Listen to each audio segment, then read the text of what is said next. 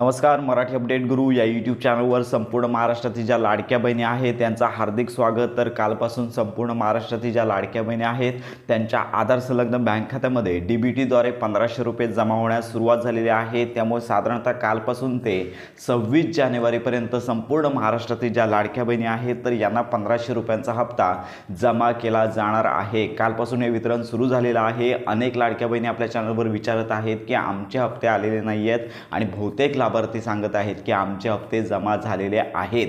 त्यामुळे लक्षात घ्या की जर तुम्हाला हा सरचा हप्ता मिळाला नसेल तर 26 जानेवारीपर्यंत तुमचा हप्ता येऊन जाणार आहे. त्यामुळे घाबरण्याचं काहीच कारण नाही आहे. याजवळ तुम्हाला कुठेही चौकशी करायची गरज नाही आहे. साधारणतः 26 तारखेपर्यंत प्रतीक्षा करा. 26 जानेवारीपर्यंत तुम्हाला मुख्यमंत्री माझी लाडकी बहीण योजनेअंतर्गत 1500 रुपयांचा लाभ जो आहे तो मिळणार आहे. तर अशा प्रकारे थोडी प्रतीक्षा करा.